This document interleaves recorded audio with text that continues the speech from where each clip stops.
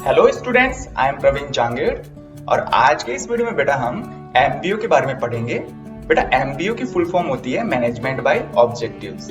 और बेटा जो ये एमबीओ अप्रोच है वो पीटर एफ ड्रकर के द्वारा अपनी एक बुक में लिखा गया था जो कि 1954 में लॉन्च की गई थी या फिर पब्लिश की गई थी। और उस बुक का नाम था बेटा the practice of management. Objectives को ध्यान में रखते हुए ऑर्गेनाइजेशन में मैनेजमेंट को अप्लाई करना या ऑर्गेनाइजेशन का मैनेजमेंट करना बेटा यही होता है एमबीओ। इसके बारे में डिटेल से देखने के लिए बेटा अब हम आगे बढ़ते हैं। हाँ तो बेटा अब बात करते हैं हम एमबीओ की मीनिंग के बारे में। तो एमबीओ की मीनिंग बेटा कुछ इस तरह से है। MBO is a process in which both superior and subordinates jointly determine goals of their departments and define each employee's responsibility and active participation aiming at optimum results। हाँ तो बेटा MBO की इंग्लिश में मीनिंग जानने के बाद में अब हम इसको हिंदी में समझते हैं बेटा कि MBO जो है ना बेटा वो एक प्रोसेस है बेटा। प्रोसेस का मतलब होता है बेटा कि एमबीओ में एक टास्क पूरा हो जाए उसके बाद में दूसरा टास्क तुरंत शुरू हो जाता है और इसीलिए बेटा एमबीओ को एक प्रोसेस कहा गया है। तो बेटा इस प्रोसेस में जो सुपीरियर होते हैं ना, जो कंपनी के हेड होते हैं या जो सीईओ लेवल के मैनेजर्स होते हैं वो, एंड सबऑर्डिनेट्स, और मतलब बेटा कि जो सुपीरियर के नीचे काम करने वाले जो और मैनेजर्स होते हैं। बेटा मैं यहाँ पे एम्प्लॉयज की बात नहीं कर रहा हूँ। तो यहाँ पर जो गोल्स को सेटिंग करते हैं ना या गोल्स को डिटरमाइन करते हैं वो केवल और केवल काम किसका होता है? सुपीरियर्स का, और उनके जो सबऑर्डिनेट लेवल पर जो मैनेजर्स होते हैं उनका होता है बेटा। Jointly determine goals of their departments. और बेटा वो क्या करते हैं फिर? जो सुपीरियर है वो अपने सबऑर्डिनेट लेवल पर जो काम करने वाले मैनेजर्स हैं उनको ये कहता है कि आप अपने अपने डिपार्टमेंट्स के जो गोल्स हैं, जो ऑब्जेक्टिव्स हैं वो सेट करो। और गोल सेट करने के बाद में define each employees responsibility and active participation. और जैसे आपने गोल डिसाइड कर लिया, ऑब्जेक्टिव बना लिया कि भाई आज हमें ये काम करना है या फिर आने वाले शॉर्ट पीरियड ऑफ टाइम में हमें ये अचीव करना है, तो उसमें बेटा सुपीरियर जो है वो अपने सबऑर्डिनेट मैनेजर्स को कहता है उस गोल को अचीव करने में हर एम्प्लॉय अपना पार्टिसिपेशन दे, हर एम्प्लॉय अपनी जिम्मेदारी समझे, एमिंग एट ऑप्टिमम रिजल्ट्स, ताकि हमें रिजल्ट टाइम पर मिले। और इसे बेटा हम बोलते हैं ऑप्टिमम रिजल्ट ऑब्टेन करना। तो बेटा उम्मीद है आपको ये समझ में आ गया होगा। अगर नहीं भी समझ में आया ना बेटा तो चलो हम इसको एक बार दोबारा और समझ लेते हैं। तो बेटा एमबीओ एक ऐसी प्रोसेस है जिसमें एक सुपीरियर और जो सबऑर्डिनेट लेवल पर जो मैनेजर्स होते हैं, मिडिल लेवल वाले या फिर लोअर लेवल वाले जो मैनेजर्स हैं, वो जॉइंटली साथ में बैठकर अपने अपने डिपार्टमेंट का गोल फिक्स करते हैं। सुपीरियर जो है वो पूरे ऑर्गेनाइजेशन का गोल सेट करता है और जो सबऑर्डिनेट लेवल के जो मैनेजर्स हैं वो बेटा अपने अपने डिपार्टमेंट का गोल फिक्स करते हैं और फिर उसमें ये डिसाइड करते हैं कि भाई जितने भी एम्प्लॉयज उस डिपार्टमेंट में काम कर रहे हैं वो उन गोल को अचीव करने के लिए अपनी एक्टिव पार्टिसिपेशन दें और अपनी जिम्मेदारी समझें, ताकि हम जो रिजल्ट प्राप्त करना चाह रहे हैं वो रिजल्ट हमें with in the given period, with in the short period हम अचीव कर लें। और इसे बेटा हम क्या बोलते हैं? एमबीओ। तो बेटा मीनिंग तो हमने देख ली, अब हम बात करते हैं बेटा इसकी डेफिनेशन के बारे में। तो जैसा कि बेटा आपको अपनी स्क्रीन पर दिख रहा होगा, मैंने पीटर एफ ड्रकर की जो डेफिनेशन है वो ली है, क्योंकि बेटा ये जो पीटर एफ ड्रकर की डेफिनेशन है वो एमबीए के सभी एस्पेक्ट को इंक्लूड करती है, मतलब एमबीओ को अच्छी तरह से बेटा ये डिफाइन करती है। तो चलो बेटा देखते हैं कि पीटर एफ ड्रकर ने एमबीओ के बारे में क्या कहा है। MBO is a system for improving performance of both the individual manager and enterprise as a whole by setting objectives at the corporate, departmental and individual managers level। तो बेटा Peter F Drucker ने भी same वही बात कही है जो हमने अभी जस्ट डिस्कस किया था MBO के बारे में। तो बेटा इन्होंने क्या कहा है कि MBO is a system. System का मतलब होता है बेटा कि MBO के अंतर्गत जो भी गोल्स और जो भी ऑब्जेक्टिव डिफाइन किए जाते हैं ना बेटा, वो एक रेगुलर बेसिस पे किए जाते हैं, सिस्टमेटिक तरीके से किए जाएंगे। और उसके बाद जो भी काम करना होगा उसमें भी बेटा रूल्स एंड रेगुलेशन का फॉलो करना होगा।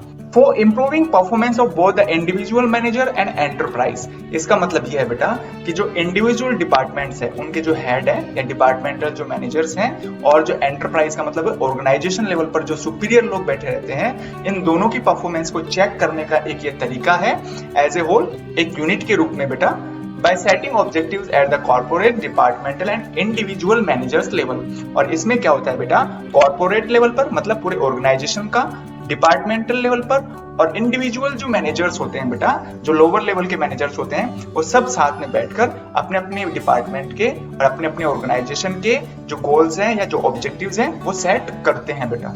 तो बेटा डेफिनेशन को समझने के बाद में अब हम बात करेंगे एमबीओ की नेचर के बारे में। तो बेटा सबसे पहले तो आप ये ध्यान रखिएगा कि जो नेचर है उसको हम कैरेक्टरिस्टिक्स भी बोलते हैं और उसी को हम फीचर्स भी बोलते हैं। तो देखिए बेटा, एमबीओ की मैंने यहाँ पर 3 नेचर लिखी है या 3 फीचर्स लिखे हैं। उसमें बेटा फर्स्ट है फंक्शनल अप्रोच।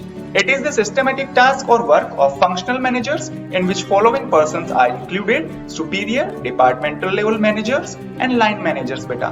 तो बेटा सीधी सी बात है, फंक्शनल अप्रोच का मतलब ये है कि बेटा जो एमबीओ वाला काम होता है ना, मतलब जो मैनेजमेंट किया जाता है गोल्स को सेट करके डिपार्टमेंटल लेवल पर या पूरे ऑर्गेनाइजेशन में जो भी गोल्स सेट करते हैं और उसके सेट करने के बाद में फिर प्रॉपर तरीके से मैनेजमेंट किया जाता है। तो ये जो सारा काम होता है ना बेटा, वो फंक्शनल मैनेजर्स का होता है। एक्चुअल में इसमें कोई एम्प्लॉय इंक्लूड नहीं होता है कि भाई कोई भी एम्प्लॉय आ गया और वो जो है डिपार्टमेंट या पूरे ऑर्गेनाइजेशन के जो गोल्स हैं उनको वो सेट कर रहा है। ऐसा बिल्कुल भी नहीं है बेटा। बेटा कहने का मतलब ये है कि ये जो काम होता है ना एमबीओ का, गोल्स को सेटिंग करने का, ये केवल और केवल बेटा मैनेजर्स लोग करते हैं। और इनमें कौन कौन इंक्लूड होता है? सुपीरियर मतलब टॉप लेवल के जो जितने मैनेजर होते हैं वो सारे, सेकंड डिपार्टमेंटल मैनेजर्स यानी मिडिल लेवल के जो मैनेजर्स होते हैं वो सारे जो मैनेजर्स हैं वो इंक्लूड होते हैं, और लाइन मैनेजर जो लो लेवल मैनेजर्स होते हैं। तो बेटा ये ध्यान रखना, टॉप, मिडिल और लो लेवल जो मैनेजर्स हैं वो मैंने बेटा पिछले वीडियो में अच्छी तरह से समझा दिया है। यदि आपने वो वीडियो अभी तक नहीं देखा है तो बेटा आप उस वीडियो को जरूर देख लेना। इसी तरह से बेटा एमबीओ की नेचर का जो सेकंड पॉइंट है ना वो है focus. MBO focuses on setting goals at every managerial level of the organization. It doesn't tell about the means of implementation of goals. तो बेटा कहने का मतलब यहाँ पे ये है कि एमबीओ के अंतर्गत केवल और केवल इस चीज के बारे में ज्यादा जोर दिया जाता है कि गोल को सेट कैसे करें। मतलब ये है कि गोल को सेट करना ही एमबीओ है। और बेटा एमबीओ में कभी भी आपको ये नहीं बताया जाएगा कि उन गोल को आपको अचीव कैसे करना है या उनको इम्प्लीमेंट कैसे करना है। बेटा इस चीज को समझाने के लिए मैंने यहाँ पे डायग्राम का इस्तेमाल किया है। तो यहाँ पे लिखा है MBO tells what to do and where to do. बेटा एमबीओ में केवल आपको ये बताया जाता है कि गोल्स को सेट कर लो और उसके बाद में आपको करना क्या है और कहाँ करना है, बस सिंपल इतना सा बताते हैं। लेकिन बेटा MBO don't tell how to do. जो डिपार्टमेंटल लेवल के मैनेजर्स हैं और जो सुपीरियर जो हैं वो गोल सेट करने के बाद में एम्प्लॉइज को ये नहीं बताएंगे कि भाई आपको उस गोल को कैसे अचीव करना है। वो एम्प्लॉय के ऊपर डिपेंड करता है बेटा कि वो उस गोल को कम टाइम में और मिनिमम वेस्टेज ऑफ रिसोर्सेज से वो उस गोल को कैसे अचीव करता है। तो समझ में आया बेटा, एमबीओ किस पर फोकस करता है? केवल गोल को सेट करना। अब वो आपको ये नहीं बताएगा कि उस गोल को कैसे अचीव किया जाए। और इसी तरह से बेटा यदि हम थर्ड पॉइंट की बात करें, जो कि नेचर का थर्ड पॉइंट है, वो है बेटा रिजल्ट ओरिएंटेड अप्रोच। तो बेटा इस पॉइंट को समझने के लिए मैंने इसको 4 सब कैटेगरी में डिवाइड किया है, उसमें हम पॉइंट वाइज देखेंगे इसको। तो फर्स्ट है बेटा MBO's main motto is to attain result on time. तो बेटा जो एमबीओ अप्रोच है मैनेजमेंट बाय ऑब्जेक्टिव्स, ये इसका मेन उद्देश्य क्या होता है कि भाई जो भी रिजल्ट है या जो भी हमें गोल अचीव करना है वो हम टाइम पर अचीव कर पाए। इसी तरह से बेटा सेकंड पॉइंट है it checks the performance of employees. तो बेटा एमबीओ में क्या होता है कि जो मैनेजर लोग हैं एक बार गोल सेट कर देते हैं और फिर उनका काम ये होता है कि वो एम्प्लॉइज की परफॉर्मेंस लेवल को चेक करें कि हमने जो गोल सेट किया है वो उसको कितने टाइम में अचीव करता है। थर्ड है बेटा under MBO each and every employee has to give their best because they know that the objectives of their particular department has been fixed। और बेटा एमबीओ में एक बार गोल फिक्स हो जाए तो उसके बाद में एम्प्लॉय को अपना बेस्ट देना ही होगा, क्योंकि बेटा उन एम्प्लॉयज को ये पता रहता है कि भैया हमारे डिपार्टमेंट का जो गोल है या ऑब्जेक्टिव्स है वो फिक्स हो चुका है कि बेटा हमें अब फ्यूचर में आने वाले समय में हमें इतना प्रोडक्शन करना होगा, इतने टाइम में करना होगा, इतने रिसोर्सेज का इस्तेमाल करना होगा। तो बेटा सीधी सी बात है उनको भी पता है कि अब जो हायर अथॉरिटीज हैं या जो सुपीरियर्स हैं और डिपार्टमेंटल लेवल के जो मैनेजर हैं वो हमारे पर निगरानी रख रहे हैं। एंड फोर्थ है बेटा managers are observing their each activity. और बेटा वही बात हो गई यहाँ पे कि जो एक बार गोल सेट हो गए उसके बाद में जो मैनेजर्स लोग हैं वो एमबीओ के अंडर में एम्प्लॉइज की हर एक्टिविटी को ऑब्जर्व करते रहते हैं बेटा। तो बेटा उम्मीद है आपको एमबीओ जो अप्रोच है, जो टेक्निक है, वो अच्छी तरह से समझ में आई होगी। यदि बेटा वीडियो पसंद आया तो लाइक करिए, अपने फ्रेंड्स में इस वीडियो को शेयर करना न भूलिए बेटा। और आप चाहते हैं कि इसी तरह के वीडियोस आपकी स्क्रीन पर रोजाना आते रहें तो बेटा इसके लिए आप मेरा चैनल सब्सक्राइब कर सकते हैं। एमबीओ के एडवांटेजेस, डिसएडवांटेजेस और उसका ट्रेडिशनल मैनेजमेंट के साथ में जो डिफरेंस है, वो 3 टॉपिक हम इस वीडियो में डिस्कस करने वाले हैं बेटा। तो चलिए बेटा, बिना किसी देरी के हम ये वीडियो शुरू करते हैं। तो जैसा कि बेटा आपको अपनी स्क्रीन पर दिख रहा है कि मैंने यहाँ पर ट्रेडिशनल मैनेजमेंट और एमबीओ इन दोनों में डिफरेंस के लिए एक टेबल बनाई है बेटा, और यहाँ पर मैंने 2 डिफरेंसेस को हाईलाइट किया है। हाँ बेटा, इन डिफरेंसेस को हम अच्छे तरह से समझे उससे पहले आप ये समझिए कि वास्तव में ये जो ट्रेडिशनल मैनेजमेंट है ना, वो होता क्या है बेटा। बेटा ट्रेडिशनल का मतलब होता है पुराना, परंपरागत तरीके से किसी भी ऑर्गेनाइजेशन में जो मैनेजमेंट के तरीके अपनाए जाते हैं ना, उनको हम क्या बोलते हैं बेटा, ट्रेडिशनल मैनेजमेंट। अब उसमें क्या होता था कि जो भी डिसीजन लेना हो या ऑब्जेक्टिव को डिफाइन करना हो, ऑब्जेक्टिव या गोल डिसाइड करने हो, ये सारे काम कौन लेता था बेटा, टॉप लेवल के मैनेजर्स। और वो ये सोचा करते थे कि जो ये सबऑर्डिनेट्स हैं, ये इनकी बस की बात नहीं है, पता नहीं वो कौन सा गोल डिसाइड कर ले, उसको टाइम पर अचीव नहीं कर पाए, अगर गोल अचीव नहीं हुआ तो हमारे ऑर्गेनाइजेशन का नुकसान होगा, हमने जो पैसा इन्वेस्ट किया था अगर वो नुकसान में चला गया तो बेटा इस तरह की सोच रखकर जो मैनेजमेंट किया जाता था पहले के जमाने में, उसको हम क्या बोलते हैं बेटा, ट्रेडिशनल मैनेजमेंट। और जो एमबीओ है वो भी बेटा एक मैनेजमेंट करने की टेक्निक ही है, जिसका की फुल फॉर्म होता है बेटा मैनेजमेंट बाय ऑब्जेक्टिव्स। इसमें क्या होता है बेटा कि जो सबऑर्डिनेट्स होते हैं ना, वो भी सुपीरियर या जो टॉप लेवल के मैनेजर्स होते हैं उनके साथ में मिलकर और अपने जो ऑब्जेक्टिव्स होते हैं, पर्सनल या डिपार्टमेंटल जो ऑब्जेक्टिव्स होते हैं, वो उनको फिक्स करते हैं बेटा। तो उम्मीद है बेटा कि आपको ट्रेडिशनल मैनेजमेंट और एमबीओ जो है ना, इसमें थोड़ा सा अंतर दिख गया होगा। और बेटा मैं आपको एक बात और बताना चाहूंगा कि जो मैनेजमेंट करने की एमबीओ टेक्निक है ना, एमबीओ टेक्निक का मतलब जिसमें जो ऑब्जेक्टिव्स होते हैं और जो गोल्स होते हैं ना, वो सबऑर्डिनेट भी फिक्स किया करते हैं। ये टेक्निक बेटा मुश्किल से 60-70 साल पुरानी है, जबकि जो ट्रेडिशनल मैनेजमेंट है वो तो कई सैकड़ों हजारों साल पहले तरीके से जो किया जाता था काम ऑर्गेनाइजेशन में, उसको हम क्या बोलते हैं बेटा, ट्रेडिशनल मैनेजमेंट। तो चलिए बेटा अब हम देखते हैं कि ट्रेडिशनल मैनेजमेंट और जो एमबीओ मैनेजमेंट है उसमें क्या डिफरेंस है बेटा। तो फर्स्ट है बेटा ऑब्जेक्टिव डिटर्मिनेशन। ट्रेडिशनल मैनेजमेंट में क्या होता था बेटा, जितने भी ऑब्जेक्टिव्स होते थे, गोल्स होते थे, वो बेटा सुपीरियर ही डिटरमाइन करते थे, जबकि जो एमबीओ टेक्निक है ना बेटा, उसमें सुपीरियर और सबऑर्डिनेट दोनों मिलकर अपने अपने गोल फिक्स किया करते हैं। इसी तरह से बेटा ये हम सेकंड डिफरेंस की तरफ चले तो वो है बेटा एम को बेसिस मानकर। तो एम का मतलब होता है उद्देश्य क्या था बेटा, ट्रेडिशनल मैनेजमेंट का उद्देश्य यही था टू कंट्रोल सबऑर्डिनेट, जो नीचे लेवल पर काम करने वाले जो कर्मचारी हैं, एम्प्लॉयज हैं, उन पर कंट्रोल करना कैसे जैसे करके। जबकि एमबीओ में बेटा सबऑर्डिनेट को कंट्रोल नहीं किया जाता, सबऑर्डिनेट को मोटिवेट किया जाता है कि भाई आप इस तरह से काम कर सकते हो, आपको भी हम अपने अपने डिपार्टमेंट का जो ऑब्जेक्टिव्स है वो डिसाइड करने का मौका दे रहे हैं। तो बेटा इस तरह से कुछ ये डिफरेंस थे। अब इसके बाद में बेटा हम देखते हैं कि जो एमबीओ के एडवांटेजेस होते हैं या फायदे होते हैं या जो मेरिट्स, उनको बेटा अब हम समझेंगे। हाँ बेटा, यहाँ पर आप एक चीज का ध्यान रखना, और वो ये चीज है बेटा कि जो एमबीओ के एडवांटेजेस है ना, वो उनको मैंने मेन 3 कैटेगरीज में डिवाइड किया है कि भाई जो एमबीओ यानी कि जो मैनेजमेंट करने की टेक्निक है ना, एमबीओ अगर किसी भी ऑर्गेनाइजेशन में अप्लाई किया जाता है तो इसका जो फायदा है वो फॉर ऑर्गेनाइजेशन, मतलब ऑर्गेनाइजेशन के लिए क्या होगा, फिर आगे हम देखेंगे सुपीरियर्स के लिए इसका फायदा क्या है, और फिर उसके जस्ट आगे हम देखेंगे बेटा कि सबऑर्डिनेट्स को इससे क्या फायदा मिलने वाला है। तो अभी फिलहाल हम बेटा ऑर्गेनाइजेशन के लिए एमबीओ के क्या क्या बेनिफिट हो सकते हैं उनकी तरफ चलते हैं बेटा। तो बेटा इसमें फर्स्ट पॉइंट है efficient management. MBO develops managerial skills and improve the performance of managers. बेटा एमबीओ में क्या होता है कि जो डिपार्टमेंटल लेवल पर और जो ऑर्गेनाइजेशन लेवल पर ऑब्जेक्टिव्स को एक बार डिसाइड किया जाता है, और फिर उसके बाद में बेटा जो मैनेजर लोग हैं वो अपने सबऑर्डिनेट्स के द्वारा किए गए जितने भी काम होते हैं वो उनको समय समय पर चेक करते रहते हैं। तो बेटा इस तरह से क्या होता है कि जब एक बार शॉर्ट टर्म का जो गोल फिक्स हो गया ना, तो फिर उसमें क्या होते हैं कि सबऑर्डिनेट और जो मैनेजर्स लोग हैं, सुपीरियर्स लोग हैं, वो सब अपने काम पे लग जाते हैं, और जो मैनेजर्स लोगों की जो स्किल है वो अपने आप ही इंप्रूव होने लगती है, क्योंकि उन्हें बार बार चेक करना पड़ता है एम्प्लॉयज की परफॉर्मेंस को। और इस तरह से बेटा वो सुबह से लेकर शाम तक मैनेजमेंट को संभालते रहते हैं, एम्प्लॉयज जो है उनकी परफॉर्मेंस को चेक करते रहते हैं।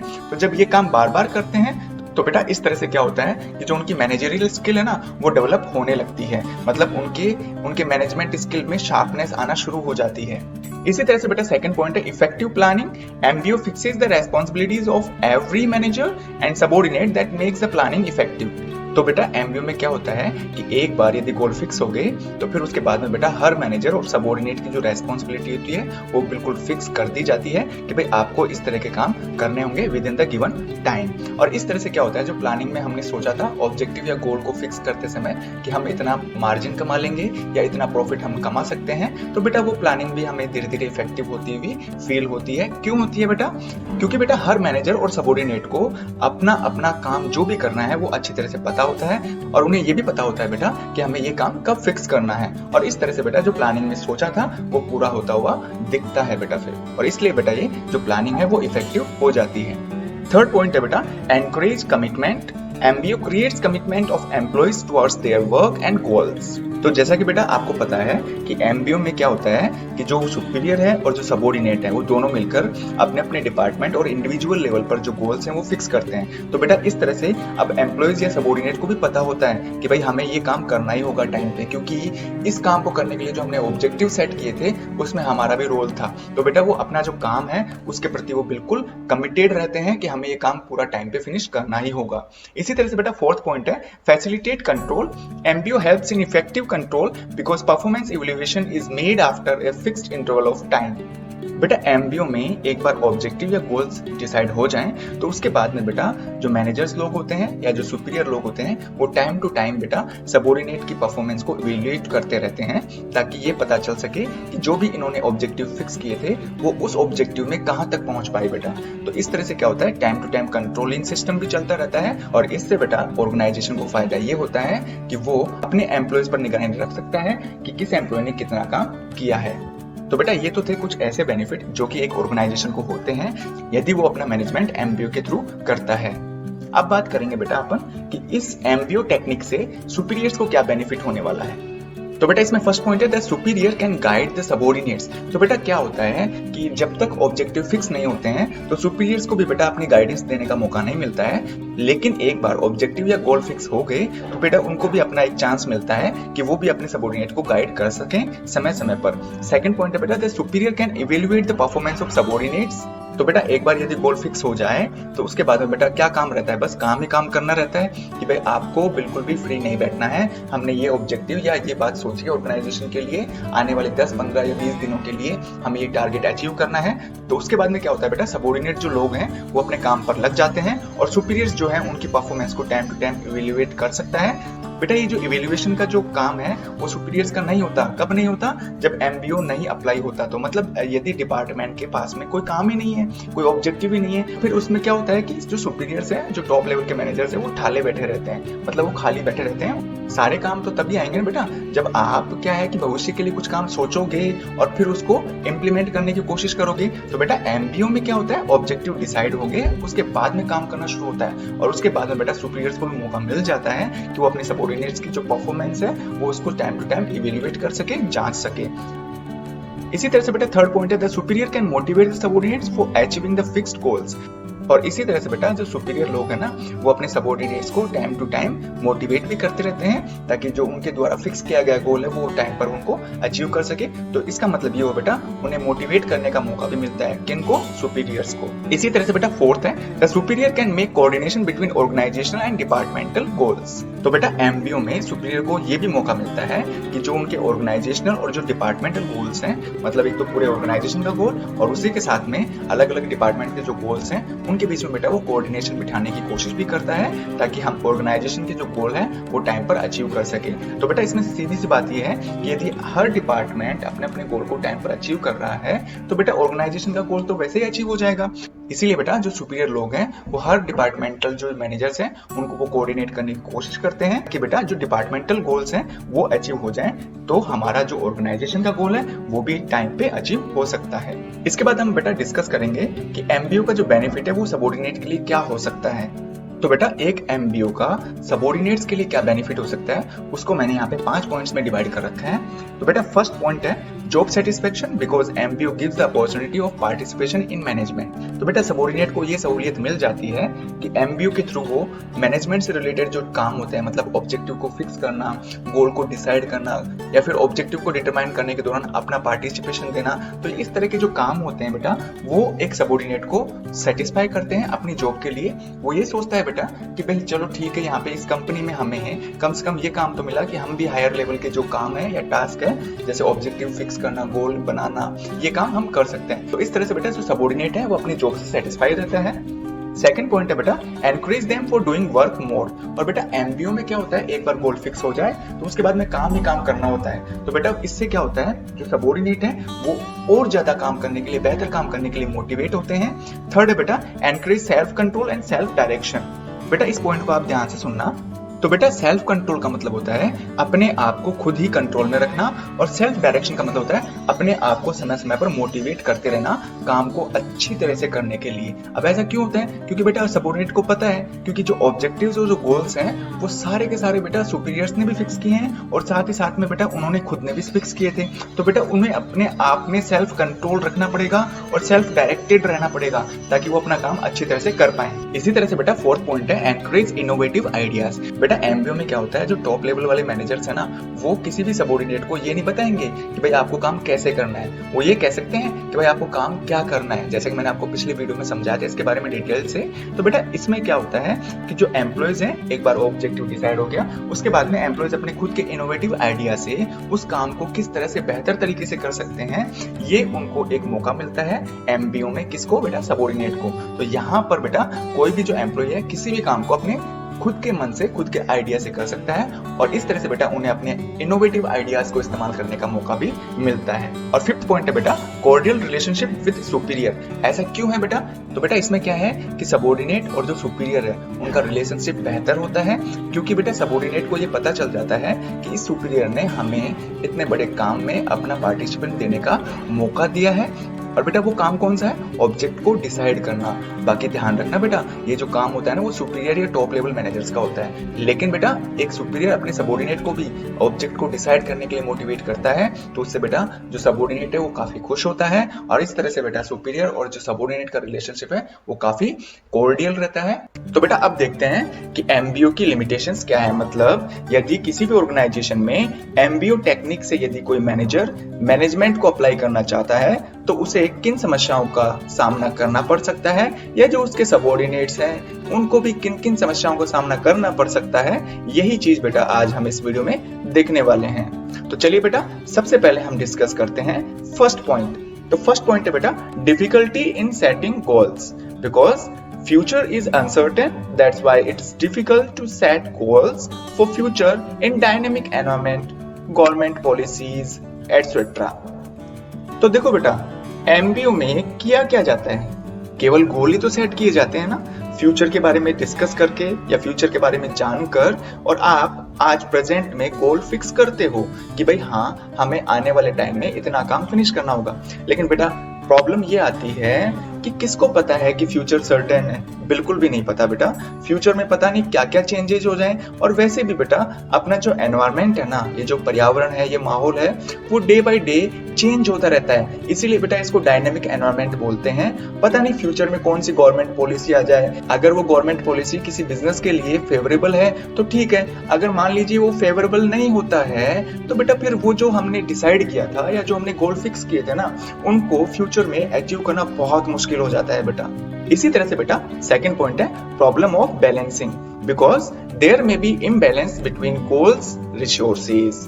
तो बेटा इसका मतलब यहाँ पे कहने का ये है कि बेटा फ्यूचर में क्या होता है कि जो हमारे पास में रिसोर्सेज है, जरूरी थोड़ी ना है कि हमारे पास में फ्यूचर में भी वो रिसोर्सेज उतनी ही मात्रा में या उतनी ही क्वांटिटी में अवेलेबल हो सकता है रिसोर्सेज की कमी आ जाए। तो बेटा यदि रिसोर्सेज की कमी है तो हमारे जो प्री डिटरमाइंड गोल्स हैं या जो ऑब्जेक्टिव्स सबऑर्डिनेट और सुपीरियर ने मिलकर बनाए थे, फिक्स किए थे बिजनेस के लिए, तो बेटा जरूरी थोड़ी ना है कि वो पूरे हो जाएंगे। अब रिसोर्सेज ही मान लो है ही नहीं हमारे पास में, फ्यूचर में नहीं होंगे, तो आप कैसे उन अपने ऑब्जेक्टिव्स को अचीव कर पाओगे? तो बेटा ये भी एक लिमिटेशन है एमबीओ की।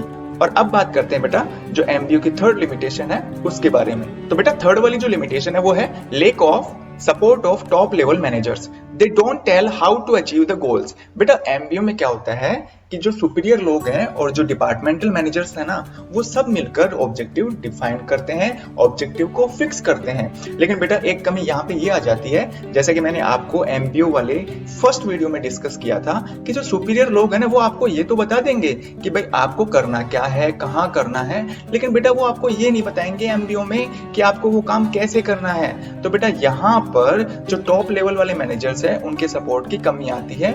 पता नहीं किसी भी एम्प्लॉय को हो सकता है कोई कमी महसूस हो या कोई समस्याएं आ रही हो, तो वो अगर डिस्कस करने भी जाएगा तो बेटा वो बताएंगे नहीं उसे कि ये काम कैसे करना है। उसमें क्या होता है बेटा एम्प्लॉय को अपना ही दिमाग इस्तेमाल करके उन ऑब्जेक्टिव्स को अचीव करना पड़ता है बेटा। इसी तरह से बेटा फोर्थ पॉइंट है excessive pressure. There is excessive pressure on subordinates to finish the task on time. बेटा एमबीओ में क्या होता है कि एक बार ऑब्जेक्टिव सेट हो गए, उनको डिसाइड कर लिया गया, तो बेटा सभी जो सबऑर्डिनेट्स है ना, एम्प्लॉयज वगैरह हुए, वर्कर हुए या डिपार्टमेंटल मैनेजर हुए, वो सब मिलकर बेटा काम पे लग जाते हैं कि भैया हमें तो ये जो काम है ना वो आने वाले 2 महीने में पूरा करना ही होगा, कैसे न जैसे करके। मतलब आप वहां पर कोई एक्सक्यूजेस नहीं ले सकते। क्यों नहीं ले सकते बेटा? क्योंकि उन गोल को डिसाइड करने में एम्प्लॉयज का भी रोल था। इसलिए एम्प्लॉय कोई भी भविष्य में है ना जो बहाने नहीं मार सकता कि भाई मैं तो ये काम नहीं कर पाया या ऐसे नहीं हो पाया, बिल्कुल भी नहीं चल सकता बेटा इसमें। और इस तरह से बेटा जो सुपीरियर जो लोग हैं उनका प्रेशर बेचारे जो सबऑर्डिनेट्स है ना उनको झेलना पड़ता है।